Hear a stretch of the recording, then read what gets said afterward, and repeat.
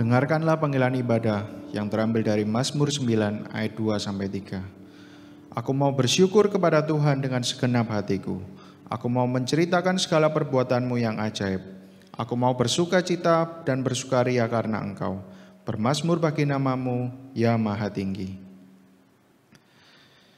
Mari mempersiapkan hati dan pikiran, kita mengambil saat teduh sejenak di hadapan Tuhan.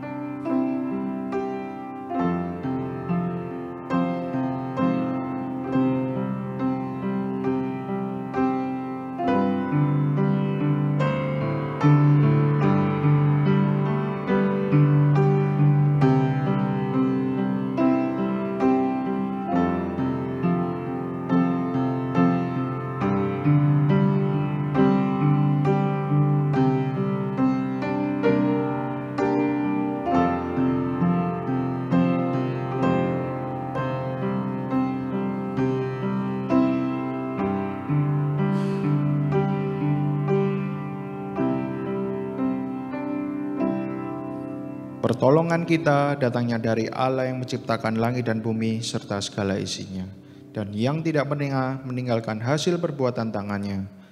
Turunlah kiranya atas kita semua kasih karunia dari Allah Bapa, Putra, dan Roh Kudus. Amin. Shalom jemaat yang terkasih. Mari saat ini kita memberikan pengagungan dan penghormatan bagi Allah Tritunggal. Bersama kita naikkan hormat bagi Allah Bapa.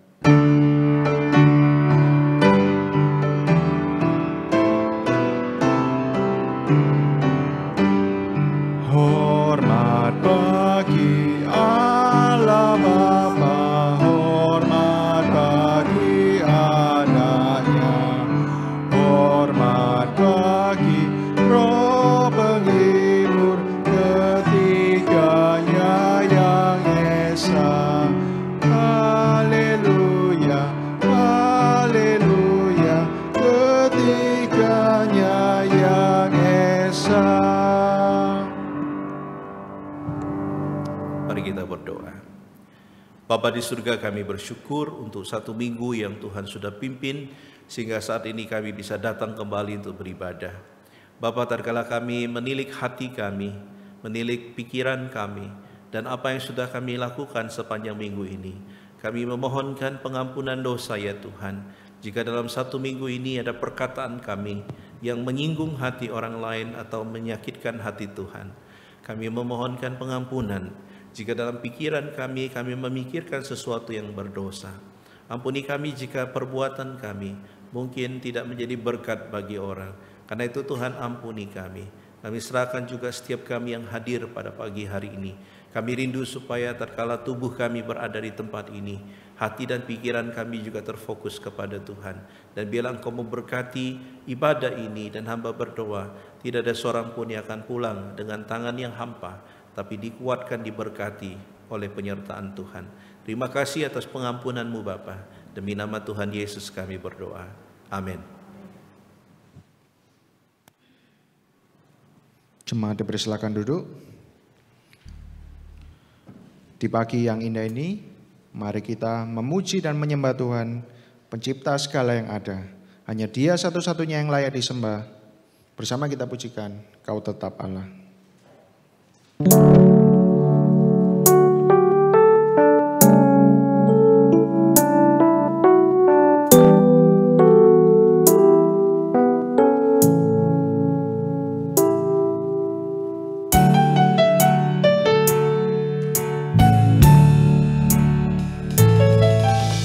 Betapa dahsyat Engkau Tuhan, pencipta segala yang ada, dulu sekarang sampai selamanya. Hanya Engkau Tuhan, tak terselami pikiranmu, tak tak terukur panjang setiamu, dulu sekarang sampai selamanya. Hanya Engkau Tuhan, ku sembah Engkau Yesus, hanya Engkau Allah di hidupku, tiada yang lain, hanya Kau, hanya Engkau Tuhan selamanya. Kau tetap Allah, walau dunia semua bergoncang, tak tergoyahkan. Kau tetap Allah.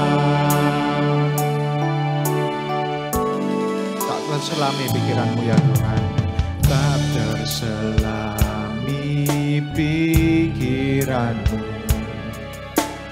tak terukur panjang setiamu, dulu sekarang sampai selamanya. Hanya Engkau Tuhan, ku sembah Engkau Yesus, hanya Engkau Allah di hidupku, tiada yang lain, hanya Kau, hanya Engkau Tuhan selamanya. Kau tetap Allah, walau dunia semua bergoncang, tak tergoyahkan. Kau tetap Allah, sembah Engkau Yesus, hanya Engkau Allah di hidupku, tiada yang lain, hanya Kau, hanya Engkau Tuhan selamanya. Kau tetap Allah, walau dunia semua bergoncang, tak tergoyahkan. Kau tetap Allah, Kau tetap Allah.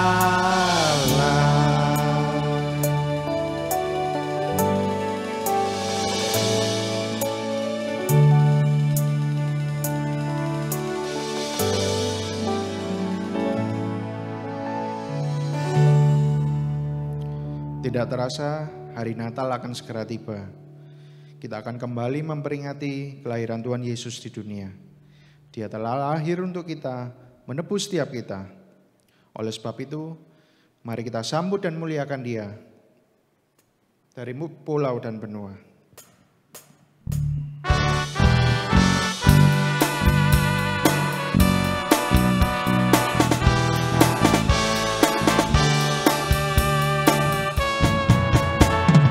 Dari pulau dan benua terdengar selalu terus lagu pujian semua bagi nama penebus. Gloria,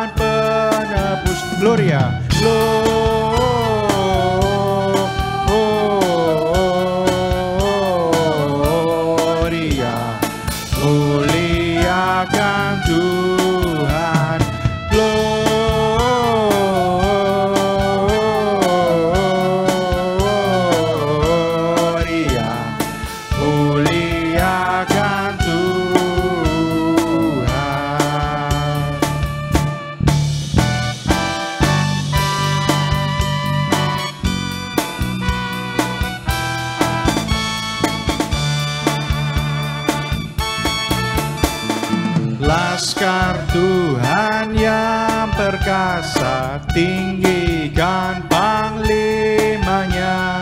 Pujian surga dan dunia, semua diterimanya. Gloria, Gloria,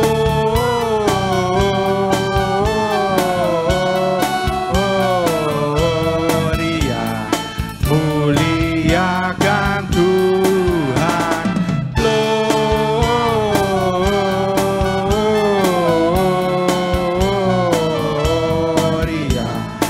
muliakan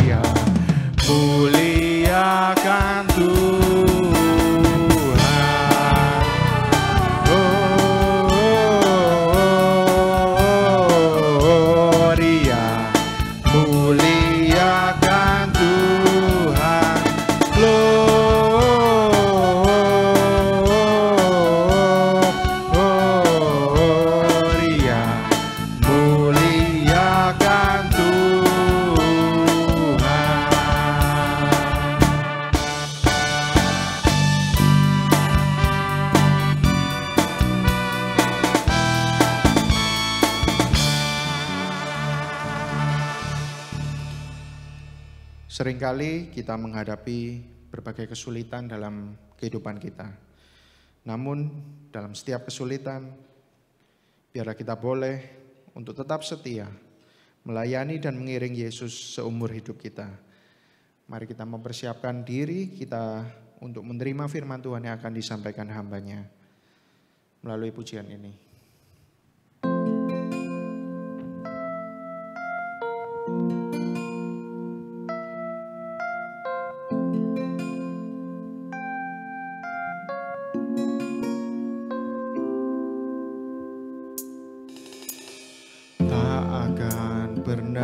Sesali mengiring Yesus sepanjang hidupku, lewati lembah air mata, ku saksikan kemuliaan-Mu dinyatakan.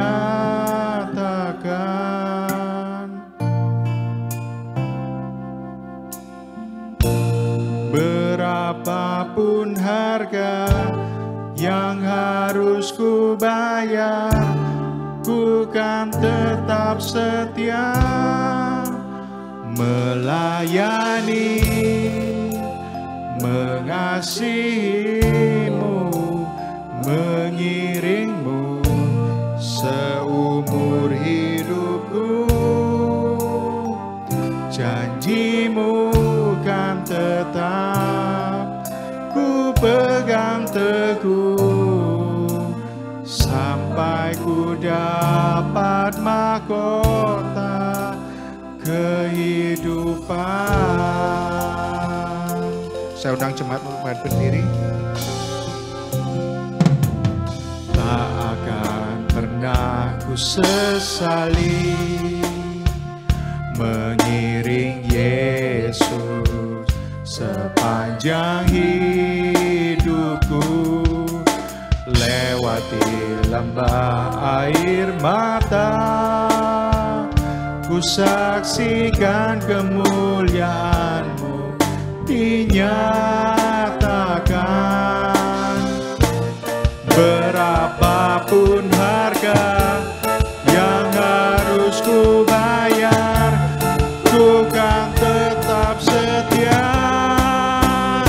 melayani, mengasihi-Mu, mengiring-Mu seumur hidupku.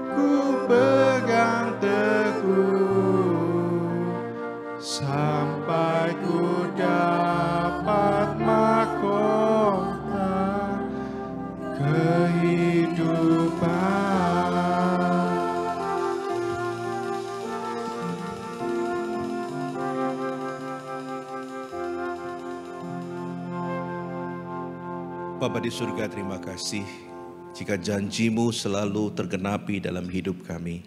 Ya Tuhan, kami bersyukur jika Engkau memberikan kami kesempatan di Advent yang ketiga ini, Engkau masih mempercayakan nafas kehidupan bagi kami. Sehingga bukan saja kami bisa berdiri saat ini, tapi kami bisa menyembah Tuhan. Dan saatnya kami akan merenungkan firman Tuhan. Berbicaralah lewat hamba-Mu, dan hamba berdoa bila Engkau hadir dan memberkati. Dengar doa kami, demi nama Tuhan Yesus kami berdoa. Amin. Silakan Bapak Ibu jabat tangan dulu ya. Katakan selamat Advent ketiga ya. Berarti 1 minggu lagi akan masuk Natal. Oke, selamat Advent. Silakan duduk ya. Apa kabar saudara? Luar biasa.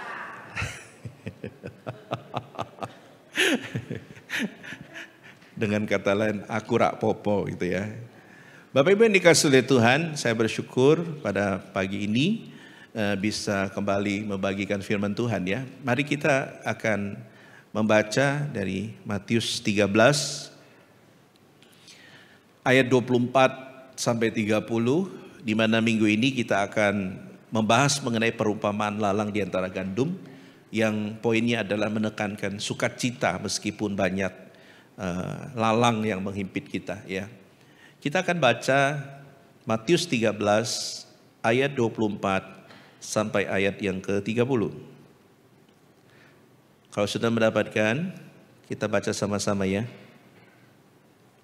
1, 2, 3. Yesus membentangkan suatu perumpamaan lain lagi kepada mereka. Katanya, hal kerajaan surga itu seumpama orang yang menaburkan benih yang baik di ladangnya. Tetapi pada waktu semua orang tidur, datanglah musuhnya menaburkan benih lalang di antara gandum itu, lalu pergi. Ketika gandum itu tumbuh dan mulai berbulir, nampak jugalah lalang itu. Maka datanglah hamba-hamba Tuhan ladang itu kepadanya dan berkata, Tuhan, bukankah benih baik yang Tuhan taburkan di ladang Tuhan? Dari manakah lalang itu? Jawab Tuhan itu, seorang musuh yang melakukannya. Lalu berkatalah hamba-hamba itu kepadanya, jadi maukah Tuhan supaya kami pergi mencabut lalang itu? Tetapi ia berkata, jangan, sebab mungkin gandum itu ikut tercabut, dan pada waktu kamu mencabut lalang itu, biarkanlah keduanya tumbuh bersama sampai waktu menuai.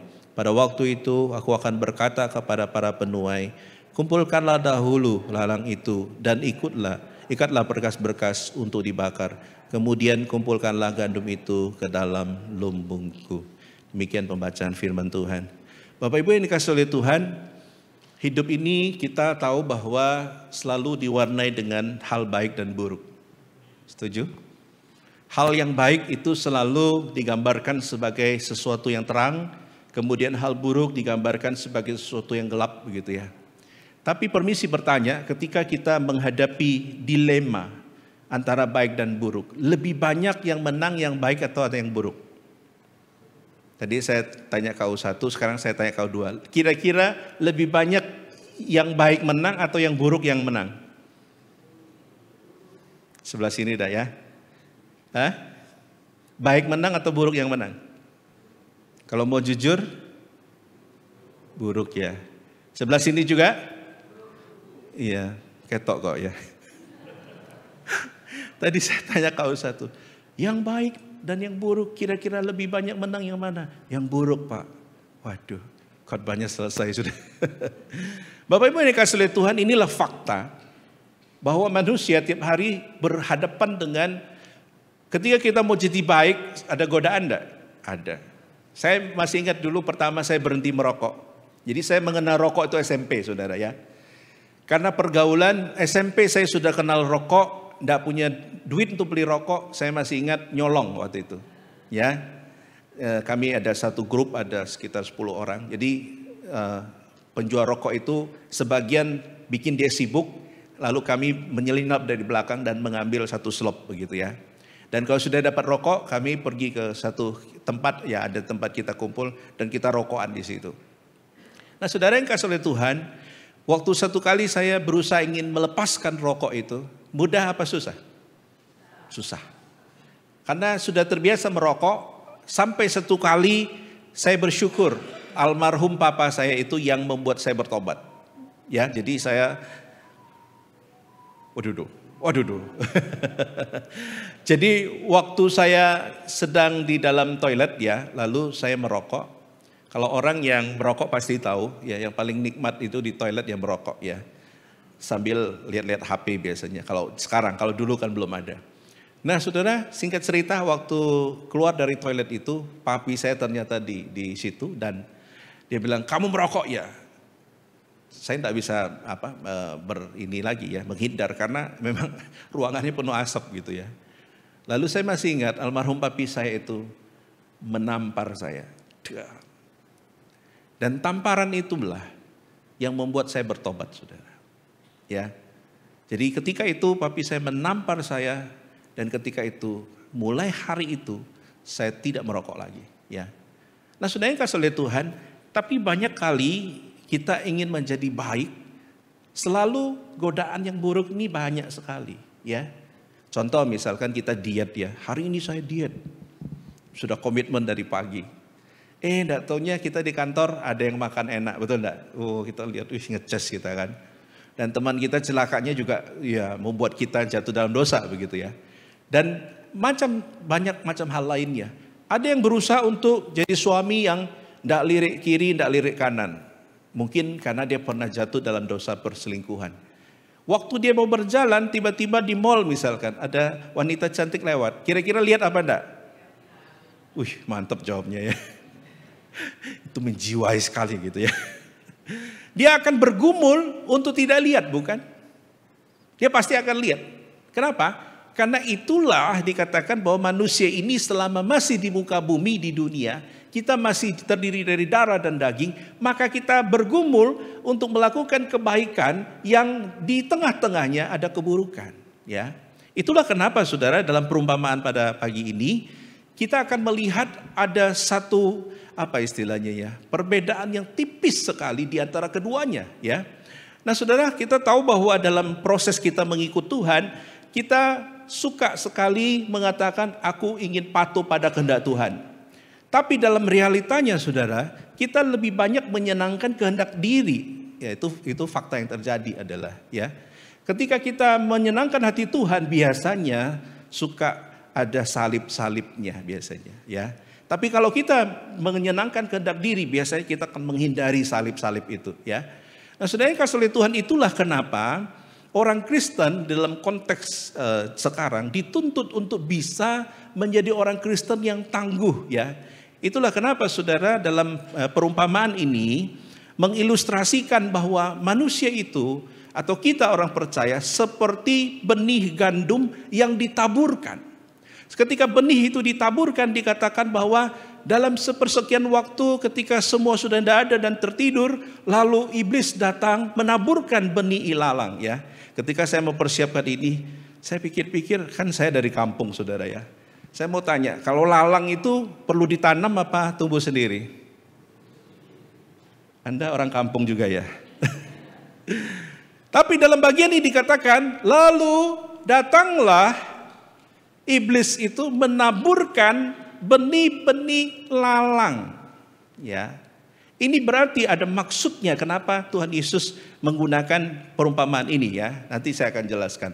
Oleh karena itu saudara, ada satu kenyataan yang menarik adalah, fun fact-nya adalah, meskipun kita di tengah dunia ini sedang bergumul karena banyak sekali, kalau kita lihat ya lalang-lalang itu kan yang menghimpit kita ya. Lalang itu kan kalau dikupas di dalam ayat 34 di situ ya, dikatakan bahwa lalang itu adalah anak-anak kejahatan. Anak-anak kejahatan itu artinya sesuatu yang bisa, anak itu kan bisa berkembang dan membesar. Ya, itu berbicara mengenai apa? Dosa-dosa. Iblis itu menaburkan benih-benih dosa supaya kita itu tergoda di dalamnya dan jatuh dalam perbuatan dosa ya. Nah, fun fact-nya adalah saudara, meskipun kita tumbuh di dunia yang penuh dengan orang-orang berdosa dan lingkungan yang berdosa, tapi kita tetap bersyukur. Kenapa saudara? Karena sampai pada hari ini Tuhan memimpin kita. Amin. Kita buktinya masih tetap jadi orang Kristen ya. Artinya bahwa ada sukacita yang besar ketika Tuhan itu memimpin kita, ya. Tapi yang menarik saudara, sebelum bahas itu, coba saya ingin saudara bedakan mana yang ilalang, mana yang gandum. Yang bisa bedakan luar biasa, dapat emas antam 1 kilo. Bisa bedakan?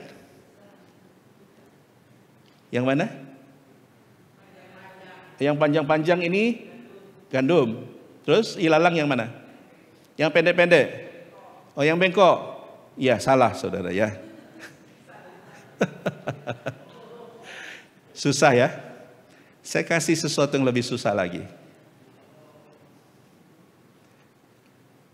Kiri, kanan.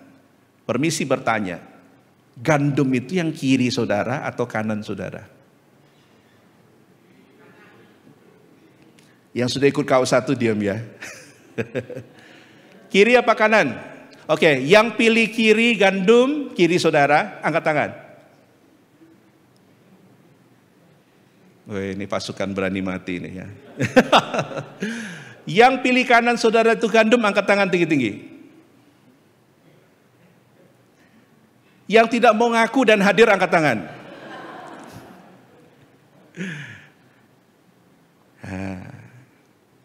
Ternyata yang sebelah kiri saudara ini adalah lalang. Ya, jenisnya itu adalah darnel ya, darnel. Nanti ada nama latinnya juga ya. Dan di sebelah kanan ini adalah gandum. Apa bedanya? Bedanya susah untuk dilihat kalau belum mau panen atau belum matang atau belum menghasilkan bulir. Karena waktu kecil ini mirip ini, ya. Tapi bedanya ketika sudah besar akan tumbuh bulir-bulir gandum yang membedakannya. Ya.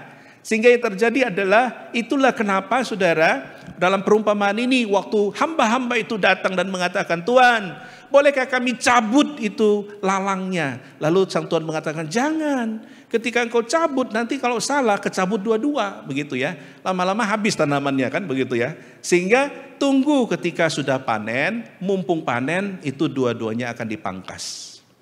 Nah saudara, kalau saudara saja bisa tertipu ya, apalagi mungkin orang-orang pada zaman itu ya ketika Yesus mengajarkan perumpamaan ini. Mereka begitu familiar dengan gandum, mereka begitu tiap hari menyaksikan gandum dan juga ilalang. Mereka pun susah untuk membedakan begitu ya. Nah saudara yang kasih oleh Tuhan, dalam perumpamaan ini kan dengan jelas. Kalau kita melihat di situ ada beberapa penguraian, khususnya di dalam Matius 13, 36 sampai 43 ya. Di situ diuraikan bahwa yang menaburkan benih yang baik atau tuan itu adalah anak manusia, dan itu mengacu kepada Kristus. Kemudian ladang itu adalah dunia ini, ya.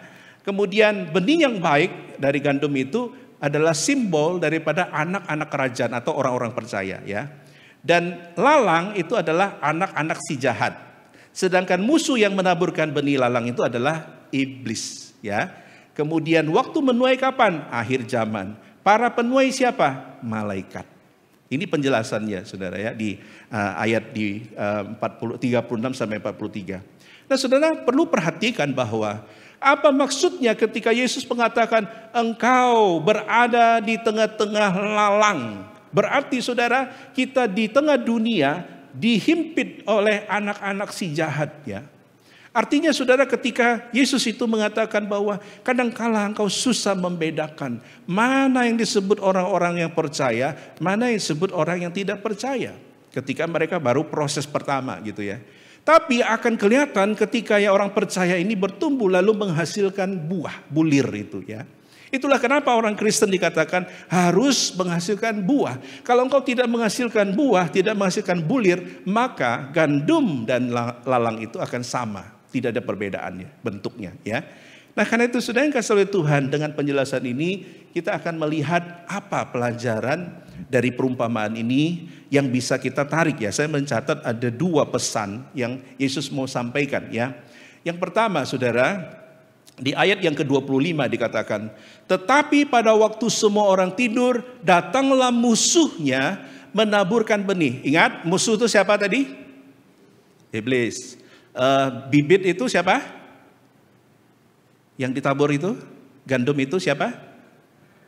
Orang-orang, anak-anak kerajaan, orang-orang percaya ya. Lalu ladang itu apa? Dunia. Nah, kalau udah gitu kan sudah nangkap, jadi kita lebih bisa mengerti ya. Tetapi pada waktu semua orang tidur, berarti sang pemilik tidur, pekerja tidur, semua tidur ya. Ya namanya sudah malam pasti orang tertidur. Datanglah musuhnya menaburkan benih lalang di antara gandum itu, lalu pergi. Ya dalam NIV Inggris juga dituliskan, but while everyone was sleeping ya. Nah saudara, ketika semua orang tidur, lalu iblis ini bekerja dan menaburkan benih-benih. Saudara, apa maksudnya di sini? Ya kita akan lihat. Kalau kita lihat bahwa kalau benih ditaburkan ya ketika orang sedang tertidur, ini berbicara mengenai sesuatu yang sebenarnya kalau dalam konteks petani itu biasa ya. Orang kalau kerja dari pagi sampai sore, biasanya malam itu akan tidur. Tapi mengapa kok ini ditekankan saudara? Karena kita tahu bahwa ketika orang itu mulai tidak waspada, ketika orang itu kehilangan awareness-nya ya, ketika itulah iblis mulai bekerja secara luar biasa ya. Memanfaatkan kesempatan itu untuk apa saudara? Untuk menaburkan kejahatan demi kejahatan di tengah-tengah kita. Artinya apa saudara? Kristus ingin mengatakan banyak orang jatuh bukan karena waktu dia itu dalam kesusahan atau di dalam sesuatu yang mencekam. Tapi banyak orang jatuh ketika dia berada dalam situasi yang nyaman. Kalau tidur nyaman enggak? Nyaman ya. Paling enak kalau tidur itu waktu kapan? Waktu kebaktian ya. Karena sambil tidur dengar khotbah, betul kan? Ketika orang tertidur atau tidur biasanya saudara, itu adalah momen yang begitu menyegarkan dia. Ketika bangun dari tidur dia biasanya akan segar ya. Teman saya luar biasa, dia sekarang pelayanan di Amerika, dia bisa tidur hanya hitungan menit saudara. Jadi dalam chapel pagi begini, dia bisa tidur sebentar, 5 menit dia tidur bangun lagi gitu. Ya. Dan setelah itu segar ya. Dan kalau tipe saya, wah kalau 5 menit itu enggak bisa saudara. Pemanasan aja 20 menit ya. Jadi susah saya kalau memang waktunya enggak bisa, saya enggak tidur biasanya. Tapi kalau saya sudah capek, nempel aja langsung tidur begitu ya. Nah saudara yang kasih oleh Tuhan, apa maksudnya di sini? Firman Tuhan ingin katakan, hati-hati. Iblis itu bekerja, iblis itu akan serang Anda ketika Anda berada dalam situasi yang nyaman, situasi yang sedang istirahat, situasi di mana saudara tidak berjaga-jaga, ya. Nah, hati-hati saudara, di situ iblis biasanya bekerja. Nah, saudara, kalau kita tahu kebenaran ini, maka kita harus waspada, ya. Kenapa saudara? Karena kita tahu bahwa dalam Matius 26 ayat 40 sampai 41 mengatakan, roh memang penurut tetapi daging lemah. Roh memang penurut tapi daging lemah. Artinya apa saudara? Ketika suatu saat Yesus itu berada dalam satu situasi yang mencekam, dalam kehidupan yang dikatakan dia sebentar lagi akan menjalankan perjalanan salib itu. Ketika itu dia berada dalam fase di mana dia bergumul dengan luar biasa. Dan ketika itu dia mengajak temannya atau muridnya. Ada Petrus, ada Yohanes, ada Yakobus untuk bersama-sama mendukung dia dalam doa. Dan ketika itu saudara, dia mengingatkan, berdoa dan berjaga-jagalah. Karena roh memang penurut tapi daging itu lemah saudara. Nah saudara yang kasih oleh Tuhan, kerap kali ini kemudian menjadi alasan bagi manusia untuk jatuh, dan jatuh. Yang lalu kan saya berbicara mengenai pengampunan ya. Kalau orang bikin salah kepada kita, kita mengampuni dia. Tapi kadang-kala kita selalu menghitung berapa kali. Tapi Yesus mengajarkan kita harus mengampuni apa? Tanpa batas. Susah apa mudah? Susah. Nah dalam konteks ini Yesus ingin mengajarkan apa saudara? Bahwa ketika di dalam satu kondisi ya, di mana kamu harus berhadapan dengan kuasa kegelapan atau godaan-godaan, engkau harus hidup bergantung kepada Tuhan. Orang yang waspada dia biasanya menyediakan sesuatu ya. Artinya begini saudara, kalau Anda misalkan disuruh ronda malam ya. Kalau di kampung kami biasa malam itu masih ada ronda. Nah ketika orang ronda, saya masih ingat ya kalau di kampung itu biasa mereka itu macam-macam, ada yang bawa seperti parang, ada yang bawa tombak, ya, ada yang bawa tongkat, itu untuk berjaga-jaga. Nah, ketika mereka ronda malam, mereka akan membawa itu. Bahkan ada seorang di tempat saya itu, dia kalau ronda itu bawa senapan, saudara ya. Tapi senapannya yang zaman dulu, yang abad 18 itu loh, yang harus dimasukkan terus ditusuk-tusuk. Pernah tahu itu? Nah, saya pikir kalau itu nembak maling itu susah itu ya. Kalau maling itu kelihatan itu kan masuk kan susah kan, lama gitu ya. Habis nembak, harus isi lagi gitu ya. Tapi dia bawa itu, saudara ya. Poin saya adalah, kalau kita di dalam proses berjaga-jaga, ada sesuatu equipment atau perlengkapan yang kita harus bawa. Yaitu firman Tuhan katakan apa? Yaitu firman Tuhan, saudara ya. Engkau harus mempunyai pedang roh dan engkau harus berperisaikan, yaitu firman Tuhan itu ya. Dan engkau harus mengandalkan Tuhan dalam proses itu. Itulah kenapa saudara, ketika Tuhan Yesus mengatakan kamu akan mengalami yang namanya lalang itu, ya, iblis itu atau anak-anak kejahatan itu akan tumbuh di depanmu, akan menghasutmu, akan membuat engkau jatuh. Itulah kenapa engkau harus waspada, ya. Waspada itu artinya begini, saudara. Kalau kita tahu kita lemah di situ, jangan dekat-dekat. Saya pernah dengar kesaksian seorang pendeta ya terkenal di Indonesia. Dia mengatakan demikian. Saya adalah seorang pria yang normal, dia bilang. Satu kali saya pelayanan ke Jepang, lalu dalam proses itu ada pelayanan beberapa hari, kemudian sisanya dia jalan-jalan. Nah saudara, kalau Anda pernah pergi ke Jepang pasti tahu ya. Ketika masuk ke yang namanya supermarket atau ya minimarket lah begitu, seperti Indomaret dan lain sebagainya. Selalu ada stand yang sebelah kanan itu, kalau Anda masuk, yang isinya adalah majalah-majalah dewasa, video-video dewasa dan sejenisnya begitu. Nah pendeta ini dikatakan tanpa sengaja, saya tidak tahu tanpa sengaja apa sengaja ya, kayaknya sengaja deh ya. Tak mungkin tanpa sengaja. Dia katakan dia masuk ke bagian itu dan dia buka-buka, lihat-lihat begitu. Kadang ya ada jemaat yang memang ingin mencobai ya. Saya juga pernah ya, ada seorang majelis yang saya kenal, dia pergi ke Las Vegas. Lalu dia pulang, dia kasih saya oleh-oleh. Waktu saya buka itu saya teriak, saudara. Tahu oleh-olehnya apa? Majalah porno. Saya bilang, kenapa kamu kasih saya begini? Saya ingin menguji imanmu, katanya. Saya bilang, modelmu, ya. Waktu itu saya belum menikah lagi, saudara ya. Saya cepet-cepet, saya bilang, jangan, saya ini pria normal, begitu ya. Eka kan bukan wanita. Dia bilang, saya ke Las Vegas man, lagi jalan, orang kasih saya majalah ini. Terus mau tak buang kok eman, katanya. Terus saya bungkus tak kasih kamu hadiah, katanya. Cilaka enggak? Jangan ya kasih saya begitu ya. Nah saudara yang kasih oleh Tuhan, pendeta itu mengatakan, aku sudah buka. Dan ketika itu Roh Kudus berbicara, apa yang kau lakukan? Kamu ini seorang hamba Tuhan. Cepat lepaskan majalah itu. Lalu dia cepat-cepat lepaskan. Lalu dia keluar, saudara. Kalau saya sebut namanya Anda pasti tahu ya. Dan dia mengatakan dia cepat-cepat minta ampun kepada Tuhan. Kenapa? Karena dia tahu kelemahan dia adalah seks atau pornografi. Sehingga yang terjadi adalah anak-anak kejahatan itu ditaburkan. Iblis tahu, iblis taburkan supaya itu bertumbuh di tengah-tengah kita. Nah saudara yang kasih oleh Tuhan, itulah kenapa manusia harus mengandalkan Tuhan. Tidak boleh mengandalkan dirinya sendiri. Kenapa? Karena orang itu pasti akan jatuh. Karena roh itu memang penurut, tapi daging itu lemah. Ya, nah karena itu kalau Anda ingin hidup dalam kekudusan, harus ada teman yang mengingatkan, partner. Ya. Nah saudara yang kasih oleh Tuhan, 1 Tesalonika pasal 2 ayat pasal yang kelima ayat yang ke-6 mengatakan apa saudara? Sebab itu baiklah jangan kita tidur seperti orang-orang lain, tetapi apa? Berjaga-jaga dan sadar. Ya, kalau orang tidur itu saudara dalam fase yang tidak sadar.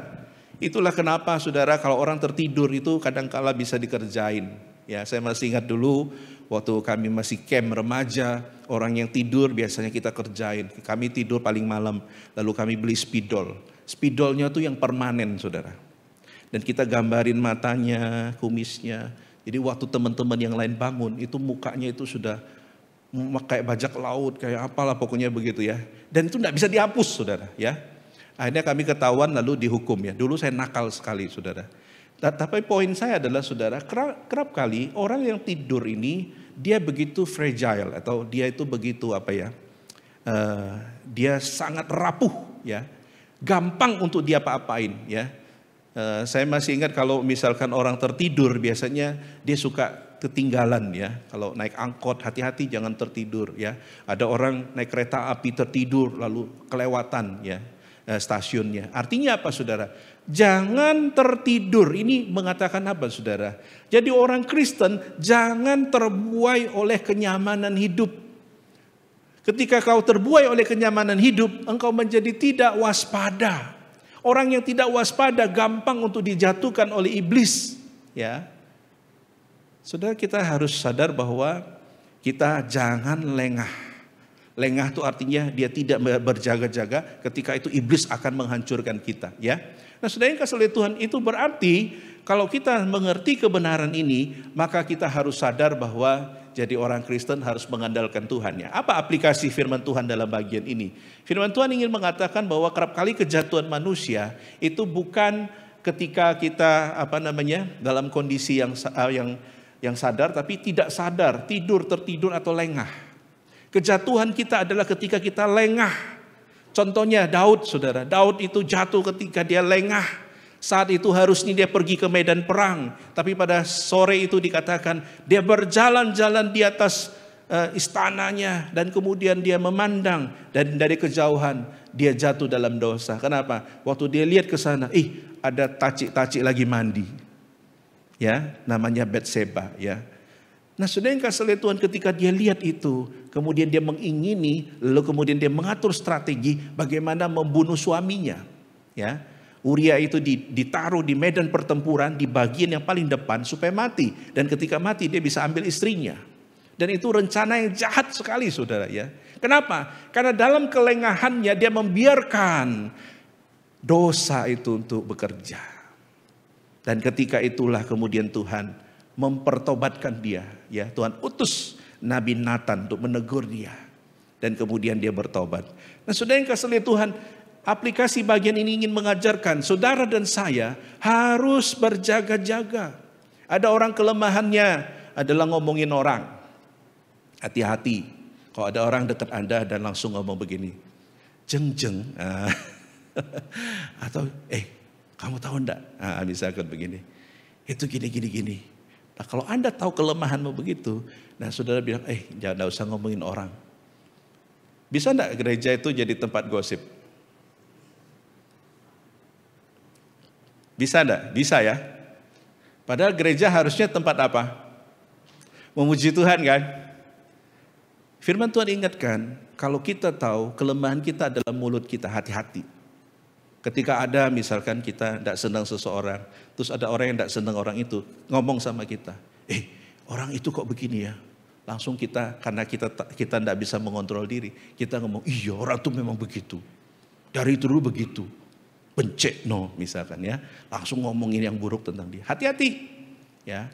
Atau ada orang kelemahannya apa, saudara? Kelemahannya adalah misalkan bukan ngomongin orang, dia tidak ngomongin orang, tapi kelemahannya adalah misalkan uang, ya. Ketika dia disodorkan uang dia tidak bisa nahan diri, saudara, ya. Kemarin saya mau pergi perkunjungan atau apa ya. Lalu saya lihat di meja, kok istri saya taruh uang sembarangan, ada uang setumpuk gitu. Saya bilang, loh, uang kok taruh di sini? Dia bilang, ambil aja. Waktu saya ambil, tulisannya contoh. Jadi uang mainan itu loh, ya. Makanya tak pikir kenapa istriku kok lalai, tidak disimpan. Ternyata itu duit ada capnya gitu ya, contoh gitu ya.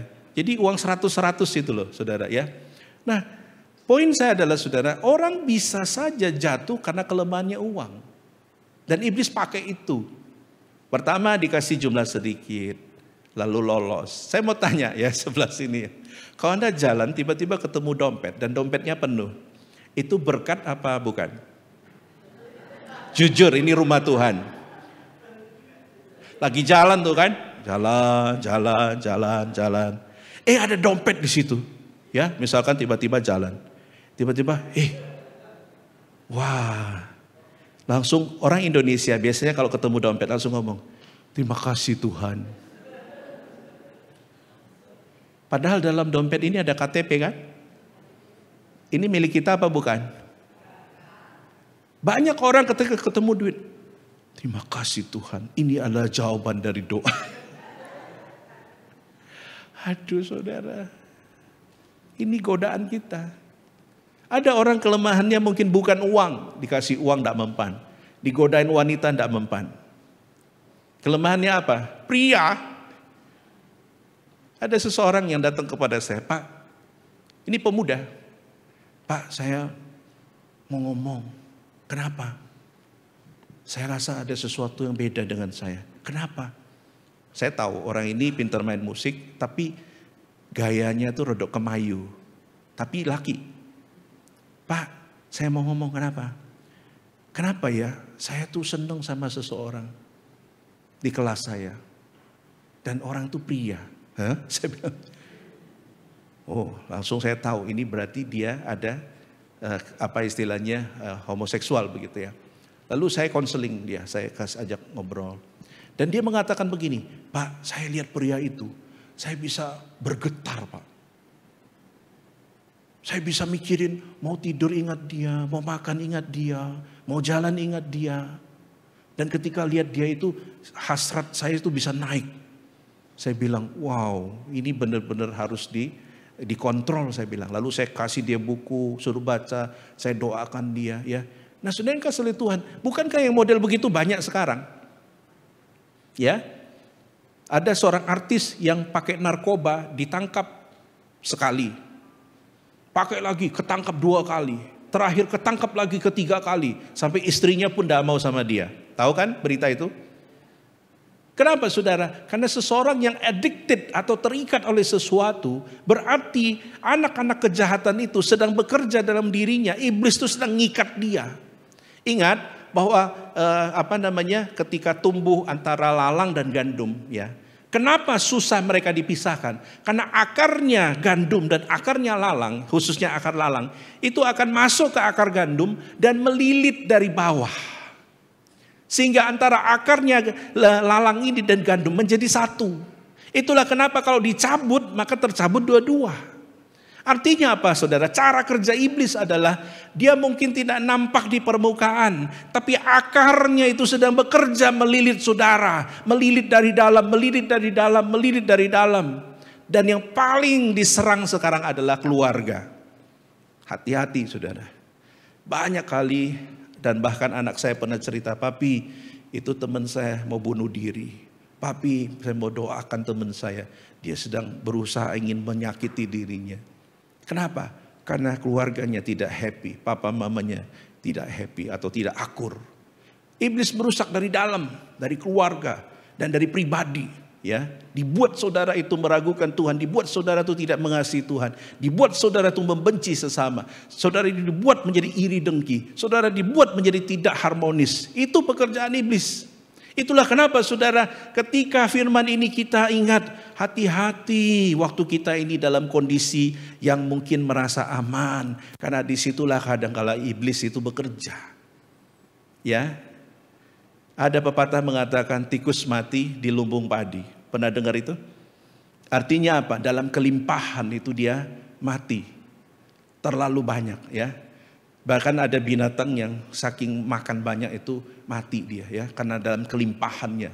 Nah karena itu saudara, pesan atau pelajaran yang pertama yang kita bisa ambil dari bagian ini adalah Yesus ingin katakan harus waspada, jangan lengah, berhati-hati dan berjaga-jagalah ya. Sekarang lihat sebelahnya dan katakan berjaga-jagalah. Ya oke, supaya ingat ya, poin yang pertama adalah apa? Berjaga-jagalah, oke. Nah, yang kedua apa saudara? Di dalam ayat yang 26 sampai 30 di situ dibahas mengenai bagaimana penilaian yang salah akan menghasilkan penghakiman. Jadi pesan yang kedua firman Tuhan katakan adalah jangan mudah apa? Menghakimi orang lain. Itu awalnya dari menilai ya. Nah, saudara yang kasih oleh Tuhan, dalam firman Tuhan dikatakan demikian, ya, di dalam ayat 26 sampai 30 dikatakan bahwa saya akan bacakan buat saudara, ya, 26 sampai 30. Ketika gandum itu tumbuh dan mulai berbulir, nampak jugalah lalang itu. Maka datanglah hamba-hamba Tuhan ladang itu kepadanya dan berkata, Tuhan, bukankah benih baik yang Tuhan taburkan di ladang Tuhan? Dari manakah lalang itu? Nah, poin saya adalah, saudara, ini akan mulai tampak kalau perbedaannya, kalau sudah mulai menghasilkan, ya. Jadi saudara, kalau kita melihat dalam bagian ini, firman Tuhan ingin katakan, Tuhan tidak cabut, Tuhan tidak, atau tuannya itu tidak mengizinkan untuk mencabut kan lalang itu atau gandum itu, ya. Jadi karena mereka terkait satu dengan yang lain. Apa maksudnya, saudara? Maksudnya adalah di sini jangan kita mengambil bagian yang bukan bagian kita, ya. Misalkan kita tahu bahwa itu sesuatu yang ya orang berbuat dosa dan lain sebagainya. Kita punya kecenderungan kan ingin bagaimana menilai dan menghakimi dia, ya. Nah, saudara, oleh karena itu di dalam ayat 26-27 dikatakan, meskipun sangat sulit untuk dibedakan antara gandum dan lalang, namun para hamba mengetahui dengan jelas perbedaan, ya. Karena ketika akan dipanen mereka tahu. Cuma yang menarik adalah kenapa mereka melarang dia untuk cabut? Yang pertama, karena memang sulit dibedakan, dan yang kedua, karena akarnya itu menyatu gitu, ya, merambat. Nah, yang menarik ada satu fakta kebenaran yang saya dapatkan dari sebuah buku, dituliskan bahwa dalam Matius 13 ini membahas mengenai ada satu jenis lalang yang tidak ada di tempat lain, ya. Jenisnya adalah Bearded Darnel, ya. Bahasa Latinnya adalah Lolium temulentum, ya, jenisnya. Yang menarik adalah lalang ini bukan sembarang lalang, saudara. Bijinya itu kecil warna hitam. Dan bijinya ini beracun, saudara. Kalau bijinya ini dicampur di dalam gandum atau dalam tepung gandum, maka akan menyebabkan yang pertama adalah kepala menjadi pusing kalau itu dikonsumsi. Kemudian orang itu akan mabuk, kehilangan kesadaran. Dan yang lebih parah, dia akan paralyzed atau lumpuh. Dengan kata lain, jenis lalang ini adalah lalang beracun, saudara, ya, yang bijinya itu berbahaya. Dengan kata lain, saudara, Yesus ingin mengatakan, hati-hati, meskipun ini lalang beracun dan ini sama bentuknya, tapi engkau tidak punya hak untuk mencabutnya, ya. Dan ini berbicara mengenai apa, saudara? Kita harus tahu bahwa ketika mereka mulai panen baru nampak perbedaannya. Jadi biarkan, Tuhan ingin ngomong, biarkan. Kadang-kadang kan kita kepo, saudara, ya. Mungkin karena kita tahu sesuatu, kita mungkin ingin membereskan, ya. Ada orang suka ya bukan lapor lah, ya, cerita ke saya, Pak, orang itu gini. Pak, orang itu gini. Nah, ketika orang itu melapor atau bercerita, saya kadang suka mengevaluasi, kira-kira tujuannya apa? Mungkin yang pertama supaya saya nasihati orang itu, atau mungkin orang ini ya ingin pakai saya untuk memarahi orang itu, begitu. Tapi apapun motivasinya, poinnya adalah kita jangan mengambil hak untuk menilai dan menghakimi orang. Karena manusia kecenderungan punya keinginan untuk menilai seseorang, ya. Nah, saudara yang kasih oleh Tuhan, oleh karena itu firman Tuhan yang katakan itu bukan tugasmu.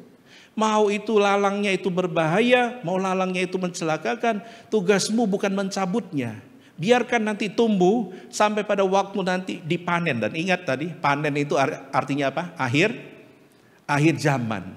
Ketika Yesus datang atau ketika waktunya nanti datang, Tuhan akan memisahkan mana yang lalang dan mana yang gandum. Nah, saudara yang kasih oleh Tuhan, ada orang masuk rekor Guinness Book, ya. Karena dia memisahkan, saudara tahu saset kopi? Saset kopi tahu, ya, yang kopi sama gula itu. Dia masuk Guinness Book of Record karena apa? Dia bisa memisahkan dalam satu saset itu kopi-kopi sendiri, gula-gula sendiri, creamer-creamer sendiri. Hebat enggak? Kurang kerjaan ya orang ini, ya. Dia masuk rekor, jadi satu saset kopi itu dibuka dalam waktu enggak tahu lama sekali, ya. Dia bisa memisahkan yang sudah bercampur itu gula sendiri, kopi sendiri, creamer sendiri. Sampai masuk Guinness Book of Record, ya. Nah, saudara bisa lebih kreatif, ya. Kan ada ikan teri, ya. Nah, saudara beli ikan teri 1 kilo, saudara urutkan berdasarkan ukuran misalkan. Pasti masuk Guinness Book of Record kan, belum ada kan. Nah, tapi poin saya adalah mudah enggak memisahkan itu? Saya memikirkannya aja sudah malas, betul enggak? Memisahkan satu saset kopi yang bercampur, kopi sendiri, gula sendiri, creamer sendiri. Itu benar-benar kurang kerjaan, betul enggak?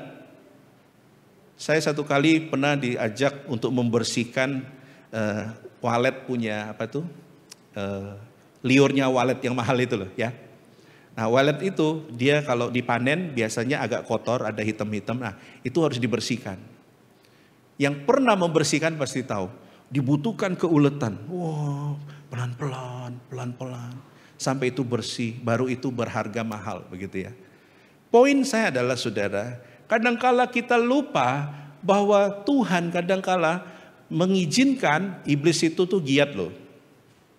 Ya, iblis tuh menjatuhkan kita giat, seperti orang misahin gula, creamer dan kopi itu. Diserang hari ini tidak jatuh, dia serang besok. Besok tidak jatuh, dia serang lagi lusa. Lusa tidak jatuh, dia serang lagi sampai kita jatuh. Ya, hati-hati saudara. Itulah kenapa selain kita harus mengandalkan Tuhan, kita harus mengingat pula bahwa Tuhan itu adalah sumber kekuatan kita untuk bisa melewati ini. Nah, kembali ke bagian ini, firman Tuhan ini katakan, engkau harus sungguh-sungguh menyadari bahwa penghakiman bukan tugasmu. Jadi, Bapak Ibu, jangan bertindak menjadi hakim atas sesamamu. Ya, Pak, kalau membicarakan boleh. Ya, kalau membicarakan untuk membantu boleh. Tapi kalau membicarakan dan menambah, ya, satu info-info yang tidak berguna, mending jangan. Ya, sekarang angkat tangan kanannya, pegang mulutnya. Tuhan ampuni mulutku. Engkau pasti pernah ngomongin orang seumur hidupmu, betul?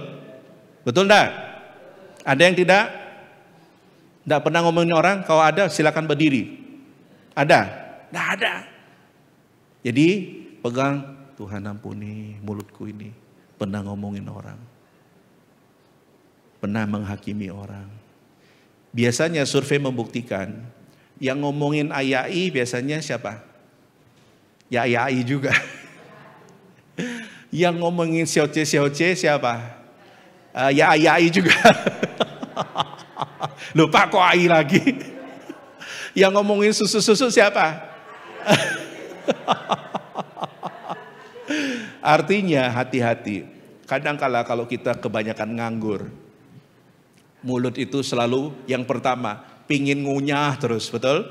Kalau nganggur. Dan yang kedua selain ngunyah, pingin ngomong. Dan ngomong ini kalau tidak dikontrol, hati-hati. Ini bukan saja AYAI saudara ya, semua usia.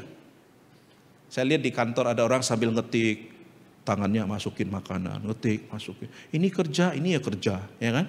Nah, multitasking begitu ya. Ada yang itu luar biasa, sambil makan bisa. Ada orang sambil nyetir sambil makan. Pernah lihat? Nah, ini terus beli McDonald atau apa, sambil nyetir makan ya. Nah, saya pernah satu kali sambil nyetir makan es krim. Anda bisa sambil nyetir makan es krim? Saya masuk Guinness Book of Record nanti ini. Gampang itu. Sambil nyetir makan es krim. Multitasking. Tapi poin saya adalah saudara, hati-hati ketika kita menyadari kebenaran ini, kita itu rawan untuk jatuh. Poinnya ya. Jadi Yesus katakan harus sungguh-sungguh menahan diri untuk menghakimi dan menilai orang. Saya masih ingat waktu pertama saya diundang istri saya untuk ke rumah. Waktu itu kami baru berkenalan dan belum ada hubungan dalam arti secara resmi ya. Lalu ketika ketemu orang tua istri saya masih ingat. Mama itu sempat lihat begini. Ya, dia lihat saya, dia lihat begini ya. Sepintas begitu. Permisi bertanya, kenapa mama lihat begitu? Karena dia ingin tahu kan menantunya modelnya seperti apa, betul enggak? Kan masa mama ini calon saya, oh iya, kan enggak mungkin. Dia lihat dari bawah ke atas, tapi sepintas begitu. Tapi saya menyadari, tahu ya. Artinya bahwa apa saudara, manusia itu biasanya begitu. Kecenderungan itu pasti mata ini akan menilai terlebih dahulu. Tapi hati-hati, jangan salah menilai. Ya, jangan salah menilai. Saya pernah dikirimi satu video. Ada seorang guru yang marah dengan muridnya. Ada satu murid itu selalu datangnya telat. Misalkan masuknya jam 7, dia datang 7.20. Dan itu dia lakukan setiap hari. Lalu guru ini merasa emosi karena kayak, kamu ini udah dikasih tahu masih begitu, kamu enggak dengar saya. Akhirnya murid itu dihukum. Nah setelah murid ini dihukum, tapi murid ini diam aja, enggak ngomong gitu ya. Ada satu kali guru ini terlambat datang untuk mengajar ke kelas. Dan dia melewati satu jalan. Dan ketika menoleh ke kanan, dia baru sadar bahwa murid yang biasa dia hukum tiap hari itu sedang mendorong seorang tua dengan kursi roda. Ya. Dan ternyata itu murid yang sering terlambat gara-gara dia itu ngurusin neneknya. Neneknya itu diantar dulu, dikasih makan dan diurus dulu, baru dia pergi ke sekolah. Dan ketika itulah dia begitu menyesal guru ini. Dan dia mengatakan ke anak ini, mulai besok tidak apa-apa kamu datang terlambat. Kamu urus dulu nenekmu, sudah beres baru kamu datang. Artinya saudara, banyak orang itu menilai dari apa yang nampak ya. Padahal belum tentu saudara. Contoh misalkan ada jemaat yang datang terlambat. Anda sudah mulai ibadah terus tiba-tiba dia datang. Cetak, cetuk, cetak, cetuk. Saudara lihat. Dalam hati saudara akan ngomong apa? Wis telat. Jalannya cetak-cetok. Iki orang tidak tahu diri. Ya kan? Dalam hati misalkan. Saya mau tanya. Itu dosa apa enggak? Berarti ngomong ke dirimu. Ampuni aku Tuhan. Ampuni aku Tuhan.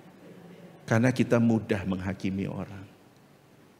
Contoh kedua, misalkan tiba-tiba ada hamba Tuhan, Anda ketemu misalkan ya, di Pasar Atum, ketemu saya, jaraknya itu hanya 100 meter. Pak Aman, lalu saya pura-pura tidak tahu, saya lihat-lihat barang. Lalu saudara akan ngomong apa? Pak Aman itu sombong. Padahal waktu itu mungkin saja dia tidak dengar atau mungkin ada sesuatu yang dia pikirkan. Nah, jangan langsung menyimpulkan. Lalu kita ngomong orang ini jahat karena hanya dalam satu penglihatan. Nah, firman Tuhan mengajarkan kita jangan mudah untuk menilai karena penilaian yang berlebihan akan jatuh kepada penghakiman. Ya. Jadi kalau orang suka liatin orang, lama-lama dia akan menjadi hakim atas sesamanya gitu ya. Nah ini firman Tuhan yang ditaburkan ya. Nah saudara yang kasih oleh Tuhan, yang menarik adalah, ini yang saya katakan tadi ya. Penilaian yang berlebihan kemudian jatuh dalam penghakiman ya. Jadi jangan terlalu suka menilai orang ya. Sekarang Master Chef Indonesia ya. Kalau tidak salah season ke-11 apa 12 itu ya. Ini sedang hangat saudara diperbincangkan. Kenapa? Karena dikatakan bahwa jurinya itu tidak fair begitu ya. Lalu jurinya mau diganti dan lain sebagainya. Poinnya adalah saudara, tidak mudah memang untuk menjadi seorang penilai dalam arti kompetisi ya.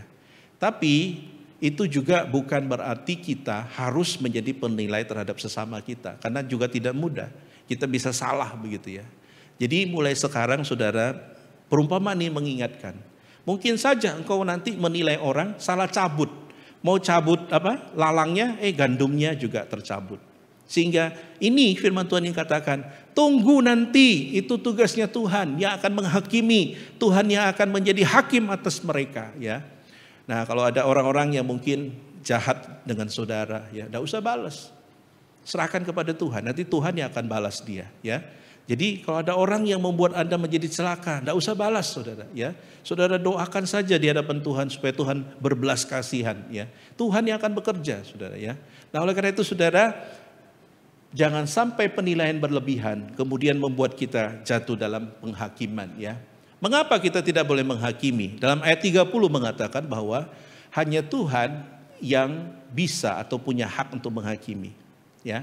Di ayat 30 di situ dikatakan bahwa biarkanlah keduanya ya bertumbuh bersama sampai waktu menuai. Pada waktu itu aku akan berkata kepada para penuai, kumpulkanlah dahulu lalang itu dan ikatlah beberkas-beberkas untuk dibakar. Kemudian kumpulkanlah gandum itu ke dalam lumbungku. Artinya apa saudara? Ini berbicara mengenai the judgment day, hari penghakiman. Di mana orang yang tidak sungguh-sungguh percaya akan dimasukkan di dalam neraka ya, dibakar dan lain sebagainya. Artinya apa saudara? Tuhan yang akan melakukan itu. Ya. Jadi kalau ada orang jahat sama saudara, tidak usah balas. Tuhan yang akan balas. Tuhan yang akan memberikan penghakiman kepada dia. Ya. Atau ada orang yang sampai hari ini tidak mau percaya kepada Tuhan. Ya, saudara serahkan kepada Tuhan. Kenapa? Nanti Tuhan yang akan bekerja. Ya. Nah intinya bahwa jadi orang Kristen harus menyadari kita bukan hakim atas sesama kita. Ya, kita bukan hakim atas sesama kita. Lalu kalau memberikan masukan boleh Pak? Boleh. Tapi harus dengan kasih dan ada solusi. Ya, jadi kita sampaikan itu dengan kasih. Tapi beda kalau kita menghakimi, kita ingin menjatuhkan orang itu. Ya, jadi apa pelajaran hari ini yang kita bisa pelajari? Ada dua, saudara. Yang pertama adalah kita harus selalu waspada dan berjaga-jaga terhadap si jahat. Ya, kenapa? Karena si iblis tidak mau tinggal diam. Saudara lihat foto di baliknya. Itu foto apa? 3 orang lagi dituntun. Kemudian semuanya matanya diikat. Itu judulnya apa? Orang buta menuntun orang buta. Ujung-ujungnya kemana? Jatuh ke jurang kan. Artinya bahwa saudara, kalau kita waspada, kita jangan mau disesatkan, dituntun oleh orang-orang yang tidak mengenal Tuhan. Ya, firman Tuhan katakan kita harus waspada berdasarkan firman Tuhan, bukan kepada dunia. Ya, dunia mengatakan A, mengatakan B, peduli mereka. Tapi apa firman Tuhan katakan? Kalau firman Tuhan yang menuntun kita, maka saya yakin Tuhan akan kasih kita tetap sukacita. Meskipun dalam kesusahan kita tetap sukacita. Amin.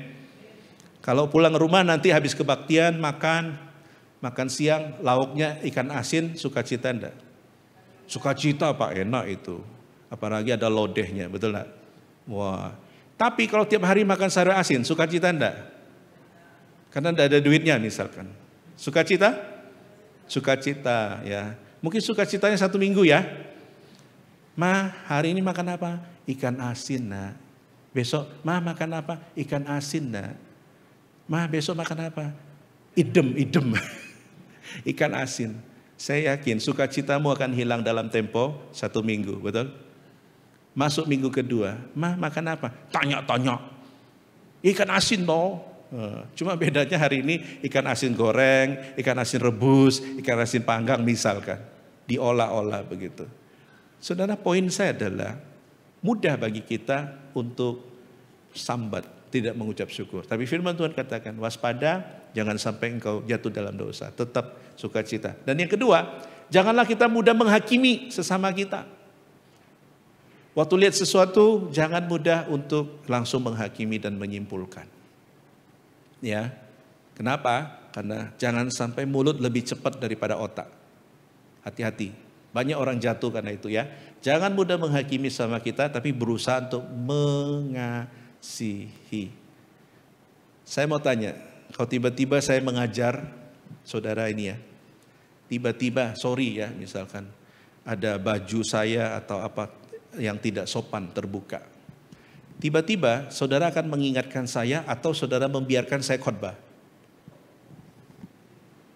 Kalau pria kan paling anggaplah ada resleting atau apa terbuka dan lain sebagainya. Teman yang baik, dia akan membiarkan atau mengingatkan? Mengingatkan. Pasti Pak Yudi naik, bisikin saya, Pak Aman resletingnya. Ya kan? Tapi teman yang jahat apa? Diumumkan. Pengumuman kepada penginjil Sulaiman. Tolong resletingnya. Aduh, masuk YouTube lagi. Teman yang baik, dia akan datang dan bisikin. Sorry, resleting bu. Sama kalau teman kita jatuh dalam dosa. Kita tidak pengumuman. Tapi kita dekati dia dan katakan, maaf, kamu harus hati-hati begini. Kamu harus begini. Karena aku lihat kamu begini. Ya, ngomong dengan kasih. Itulah orang Kristen. Bukan menghakimi, ya. Kiranya firman Tuhan ini memberkati kita. Mari kita masuk dalam doa.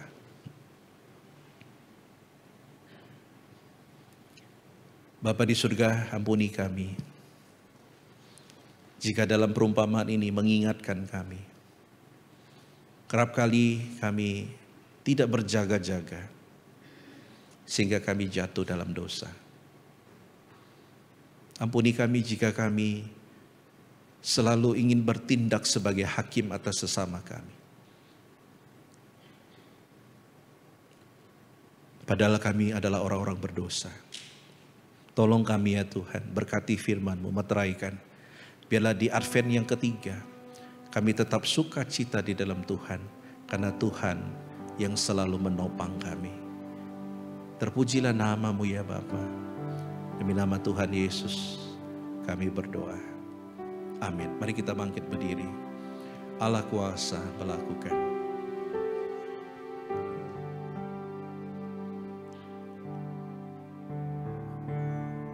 Allah kuasa melakukan segala perkara. Allahku Maha Kuasa, Dia ciptakan seisi dunia, atur skala masa. Allahku Maha Kuasa. Bapak Ibu, mari kita berdoa di hadapan Tuhan, supaya Tuhan sungguh-sungguh pakai kita.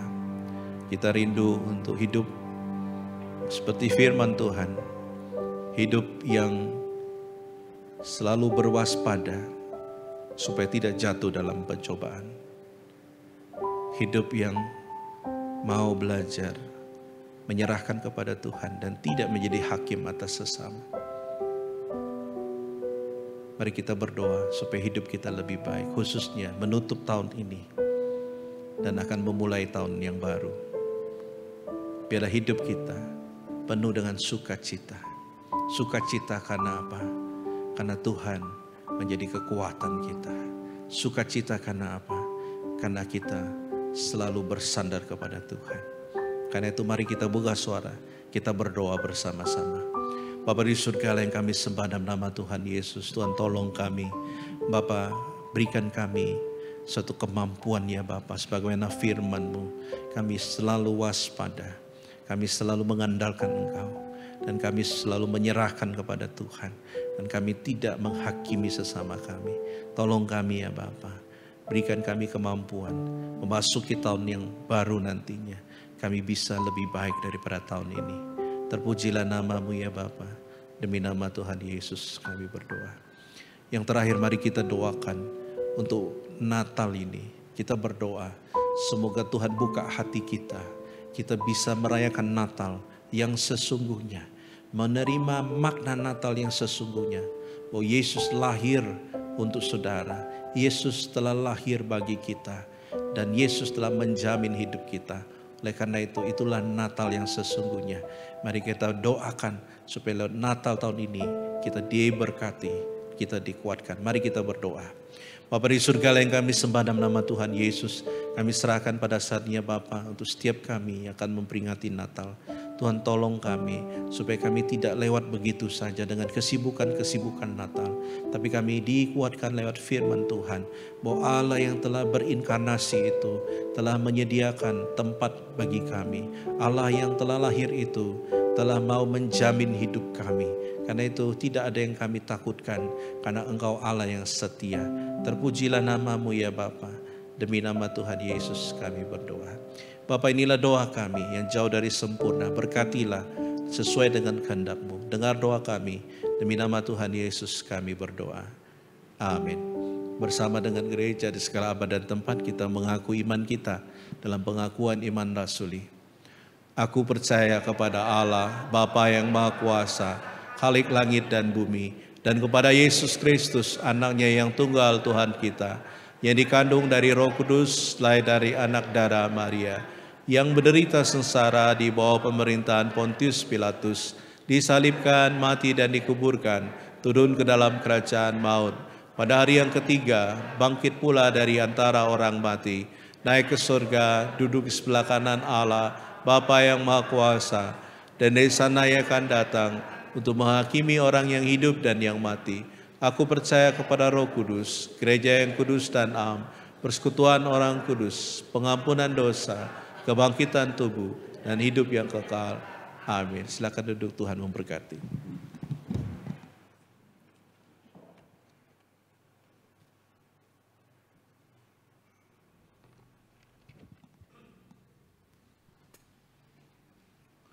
Tiba saatnya kita akan memberikan persembahan. Dengan penuh ucapan syukur, mari kita memberikan persembahan yang terbaik bagi Tuhan.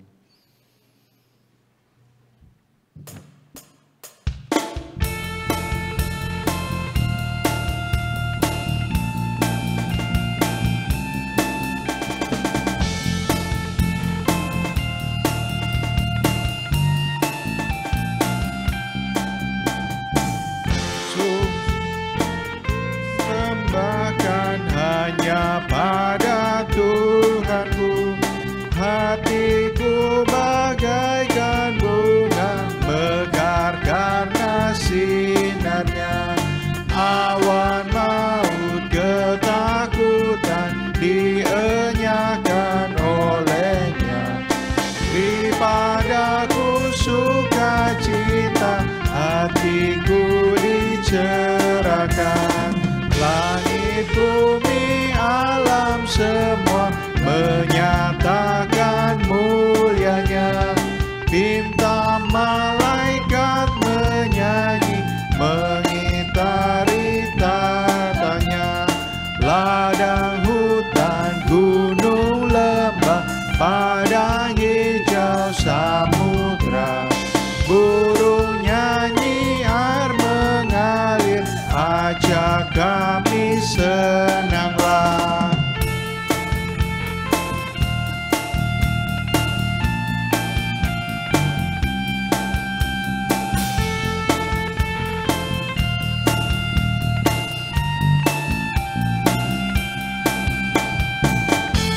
Sumber berkat pohon rahmat, anugerahnya kekal. Sukacita kehidupan mengalir memancarlah. Anak Tuhan bersaudara hidup dalam kasih-Nya. Kita saling mengasihi dalam suka yang bakal. Bintang fajar, jemaat bangkit berdiri.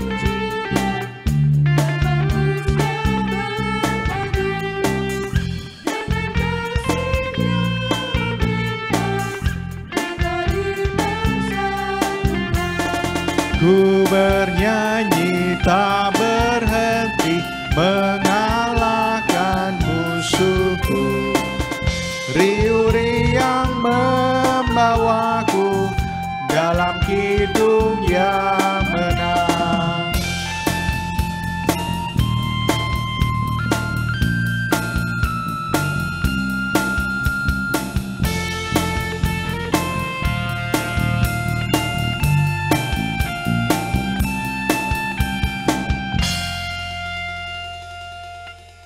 Bapa di surga, terima kasih ya Tuhan untuk kesempatan yang Kau berikan pada kami. Kembali kami dapat memberikan persembahan ya Tuhan. Kiranya setiap persembahan ini dapat Kau gunakan untuk semakin memperluas kerajaan-Mu. Tidak lupa juga untuk setiap pengurus yang akan mengolahnya ya Tuhan, Kau berkati. Terima kasih ya Tuhan, hanya dalam nama Tuhan Yesus kami telah berdoa. Amin.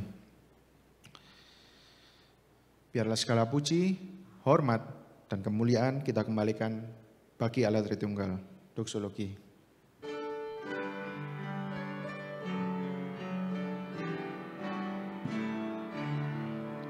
Puji Allah sumber berkat, puji Dia semua ciptaannya, puji Dia para malaikat, Bapa, Putra,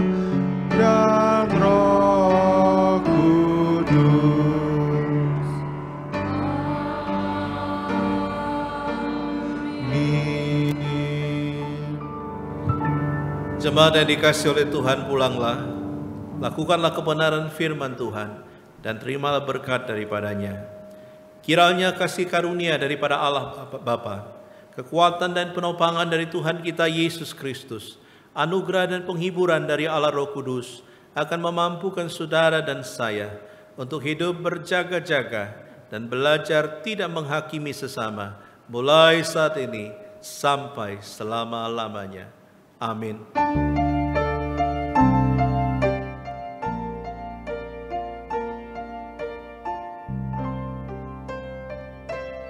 Tuhan melindungi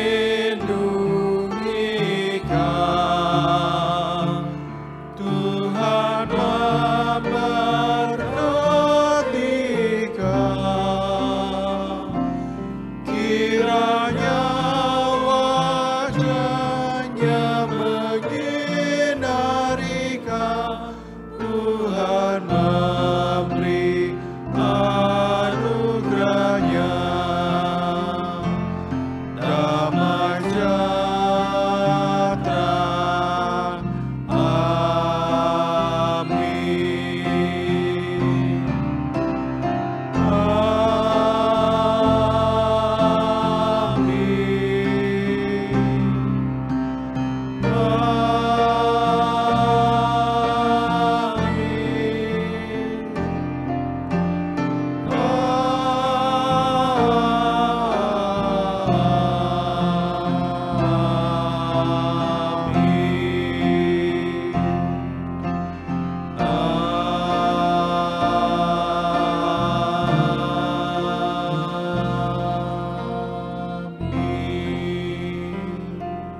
Jemaat dipersilakan duduk. Saat itu Tuhan Yesus memberkati saudara.